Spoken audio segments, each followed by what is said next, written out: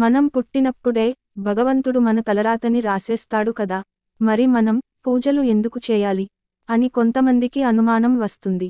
అయితే బ్రహ్మదేవుడు మన నుదుటి రాత రాసేటప్పుడు అందులోనే ఒక మాట రాశాడంట. నేను రాసే రాతను నేను కూడా తప్పించలేను. కానీ మీరు మీ పూజలతో, దానాలతో దేవునికి ప్రదక్షిణలు చేయడం వల్ల మీ తలరాతను మీరే మార్చుకోగలరు అని బ్రహ్మదేవుడు రాశారంట. అర్చనలు, ఉపాసనలు, కర్మకాండ ద్వారా మీ విధిని మీ చేతుల్లోనే పెడుతున్నాను అని బ్రహ్మదేవుడు తెలిపారు. ఉదాహరణకి, ఒక వ్యక్తికి బ్రహ్మ 100 ఏళ్ళు ఆయువు రాస్తే ఆ వ్యక్తి చేసే పాపాలను బట్టి ఆ వ్యక్తి యొక్క ఆయువు తగ్గుతుంది. ఈ తగ్గిన ఆయువుని తిరిగి పూడ్చుకునే శక్తి కూడా మన చేతుల్లోనే ఉంది అని బ్రహ్మ చెప్పాడు. పురాణాలు శ్రద్ధగా వింటే ఒక్కొక్క అక్షరం మన పాపాలను తొలగిస్తుంది. పూర్వం విభుముఖుడు అనే రాజు ఉండేవాడు. అతనికి 50వ ఏట మరణగండం ఉంది. ఆ మరణగండాన్ని ఎవ్వరూ తప్పించలేరని బ్రహ్మ రాశాడు. అతని అదృష్టం బాగుండి ఆ రాజు ఒక గురువుని ఆశ్రయించి గురువు చెప్పినట్టు పూజలు, అర్చనలు, మృత్యుంజయ జపం చేసి చావవలసినవాడు బ్రతికాడు. జాతకం రాసిన జ్యోతిష్యులు కూడా ఆశ్చర్యపోయి జాతకరీత్యా వీడు చచ్చిపోవాలి కాని బ్రతికాడని అని అనుకుంటారు. అప్పుడు వశిష్ఠ మహర్షి ఇలా అన్నాడు, ఇతనికి జాతకరీత్యా చావు ఉన్నప్పటికీ గురువుగారి ద్వారా మృత్యుంజయ మంత్రాన్ని జపం చేశాడు. కాబట్టి దాని ఫలితం వలన మృత్యుగండం నుంచి రాజు బయటపడ్డాడని చెప్పాడు. కాబట్టి బ్రహ్మ రాసిన రాత బ్రహ్మ మార్చడు. కాని మనం ఇలా పురాణాలను శ్రద్ధగా వినడం, మంత్రాలను చదవడం, ప్రదక్షిణలు చేయడం వలన చాలా వరకు బ్రహ్మరాత పాతది తొలగిపోయి కొత్తది వస్తుందట. ఆపద వచ్చినప్పుడు ఏడుస్తూ కూర్చోకుండా దైవాన్ని పూజించండి. 128 ఏళ్ల ఆయువు ఉన్న దుర్యోధనుడు ద్రౌపదిని జుట్టుపట్టి దుశ్శాసునితో ఈడ్పించడం వలన చేసిన పాపానికి 60వ ఏటనే చనిపోయాడు. దుర్యోధనుడికి బ్రహ్మ రాసిన ఆయువు ఉన్నప్పటికీ అతను చేసిన పాపానికి నశించాడు. అదే పుణ్యం వలన రాత మార్చుకుని సుఖంగా బ్రతికినవాళ్ళు చాలామంది ఉన్నారు. మామూలుగా మనం ఆలయాలకు వెళ్ళినప్పుడు కొందరు 3 ప్రదక్షిణలు చేస్తే మరికొందరు 5 ప్రదక్షిణలు చేస్తారు. అయితే ఆలయానికి వెళ్ళినప్పుడు గర్భగుడి చుట్టూ ప్రదక్షిణలు చేసేటప్పుడు కొన్ని నియమాలు పాటించాలి. ఏ దేవాలయానికి వెళ్ళినా మొదట ధ్వజస్తంభాన్ని దర్శించాలి. దేవాలయానికి వెళ్లి ప్రదక్షిణలు చేసేటప్పుడు ధ్వజస్తంభంతో కలిపి ప్రదక్షిణలు చేయాలి. అప్పుడే ప్రదక్షిణలు పూర్తయినట్టు. దేవాలయంలోకి ప్రవేశించగానే ముందుగా ధ్వజస్తంభానికి సాష్టాంగ ప్రణామం చేయాలి. ఎందుకంటే ధ్వజస్తంభం స్వామి రూపమే. సాధారణంగా ఎటువంటి దేవాలయంలో అయినా కనీసం 3 ప్రదక్షిణలు తప్పనిసరి. దేవాలయంలో దర్శనం అయ్యాక తప్పకుండా తీర్థం, శతగోపనం తీసుకోవాలి. శతగోపనం పైన విష్ణు పాదాలు ఉంటాయి. పూజారి శతగోపనం పెట్టేటప్పుడు తలవంచి మనసులో మీ కోరికను కోరుకోవాలి. ఇది చాలా మందికి తెలియని విషయానికి ఇలా కోరుకున్న కోరిక నేరుగా దేవుని పాదాల చెంతకు వెళ్తుంది. తీర్థము తీసుకొనున్నప్పుడు 3 సార్లు విడివిడిగా పుచ్చుకొనవలెను. వెంటనే 3 సార్లు తీసుకోకూడదు. తీర్థం తీసుకోవటం వల్ల చెయ్యి ఎంగిలవుతుంది.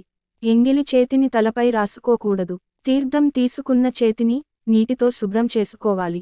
అలాగే దేవుని ముందు ఏమైనా కోరికలు కోరుకుని గంట కొడితే అది దేవుడి చెంతకు చేరుతుందని భక్తుల నమ్మకం. ఎర్రటి వస్త్రాలు ధరించి గుడికి వెళ్తే చాలా మంచిది. దేవాలయంలో ఉన్న గోమాతకు పచ్చి గడ్డి తినిపిస్తే మీ ఇంట్లో సిరిసంపదలు వెల్లివిరుస్తాయి. నవగ్రహాలకు 3 ప్రదక్షిణలు చేస్తే గ్రహ దోషాలు తొలగిపోతాయి. సంతానం లేనివారు రావి చెట్టు చుట్టూ ప్రదక్షిణ చేస్తే సంతాన ప్రాప్తి కలుగుతుందని ఆర్యోక్తి. ఆంజనేయస్వామి దేవాలయంలో కనీసం 9 లేదా 11 ప్రదక్షిణలు చేయాలి. ఇలా చేయడం ద్వారా దీర్ఘకాలిక అనారోగ్య సమస్యలు తొలగిపోతాయి. శివుడి ఆలయాలను దర్శించినప్పుడు సాధారణంగా ప్రదక్షిణలు చేయకూడదు. శివాలయంలో కేవలం చండీశ్వర ప్రదక్షిణం మాత్రమే చేయాలి.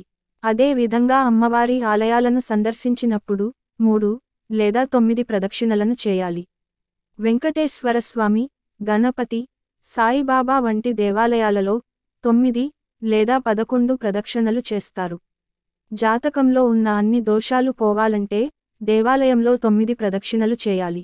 గుడి చుట్టూ ప్రదక్షిణలు చేసేటప్పుడు కొంతమంది ఆలయం వెనుక భాగం తాకుతూ ఉంటారు. ప్రదక్షిణలు చేసేటప్పుడు గుడి వెనుక భాగం తాకకూడదని పురాణాలు చెబుతున్నాయి. కొన్ని శాస్త్రాల ప్రకారం గుడిలోని వెనుక భాగంలో రాక్షసులు ఎక్కువగా ఉంటారు. అందుకే మనం ఆ వైపున తాకితే రాక్షసులను నిద్రలేపినట్టు అవుతుందట. ప్రదక్షిణలు ఎన్ని చేసినప్పటికీ కూడా ప్రదక్షిణలు చేస్తూ ఉన్నప్పుడు మన మనసు ధ్యాస అంతా కూడా ఆ దేవుని పైన ఉంచి దేవుని నామస్మరణ చేస్తూ ప్రదక్షిణలు చేయాలి. ఈ విధంగా ప్రదక్షిణలు చేస్తే ఆనందం, శ్రేయస్సు, సంపద కలుగుతుందని నమ్ముతారు. ప్రదక్షిణలు చేసేటప్పుడు చాలా నెమ్మదిగా ఆ భగవంతుని స్మరిస్తూ ప్రదక్షిణలు చేయాలి. ఇలా చేయడం వల్ల మనం కోరుకున్న కోరికలు నెరవేరుతాయని ఆధ్యాత్మిక పండితులు చెబుతున్నారు. ప్రతిరోజు ఓం నమః శివాయ అనే మంత్రాన్ని పఠించడం ద్వారా శివయ్య అనుగ్రహాన్ని పొందవచ్చు. మీరు ఈ మంత్రాన్ని రోజుకు ఎన్నిసార్లు అయినా జపించవచ్చు. ఈ 5 అక్షరాల మంత్రం చాలా శక్తివంతమైనది. ఆలయంకి వెళ్ళేటప్పుడు ఒట్టి చేతులతో అస్సలు వెళ్ళరాదు. మనకు తోచినంతలో పండ్లు లేదా పూలు ఏదో ఒకటి తీసుకు వెళ్ళి దేవునికి సమర్పించటం మంచి సంప్రదాయం.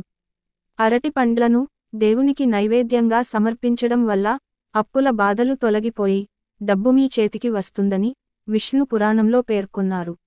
దేవుడు గుడికి శంఖం దానం చేయడం వల్ల సిరిసంపదలను దేవుడు అందిస్తాడని విశ్వాసం. అలాగే విష్ణులోక ప్రాప్తి కలుగుతుంది. ఆలయంలో అన్నదానం చేయడం వల్ల రాబోయే మీ 10 తరాల వారికి మంచి జరుగుతుంది. సాక్షాత్ విష్ణు స్వరూపంగా భావించే రావి చెట్టును ఎవరు పూజిస్తారో వారికి లక్ష్మీ అనుగ్రహం తప్పక లభిస్తుంది. శనివారం లేదా మంగళవారం రోజు రావి చెట్టుకు పాలు, నీళ్లు, బెల్లం కలిపి రావి చెట్టు మొదట్లో పోసి ప్రార్థన చేయాలి. ఇలా చేస్తే ఆర్థిక సమస్యలు దూరమవుతాయి.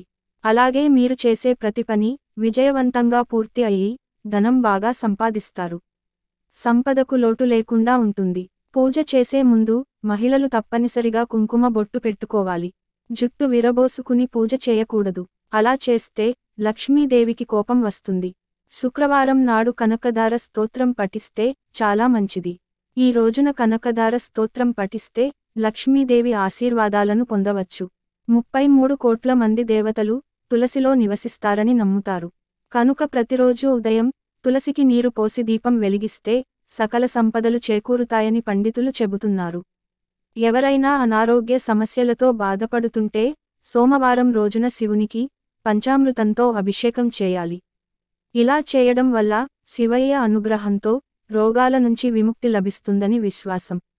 శివుడికి పంచామృతాలతో అభిషేకించేటప్పుడు కొందరు రాగిపాత్రలను ఉపయోగిస్తారు. వీటిని అసలు వినియోగించకూడదు. వీటిలో ఉండే రసాయనాల వల్ల పాలు విరిగిపోతాయి.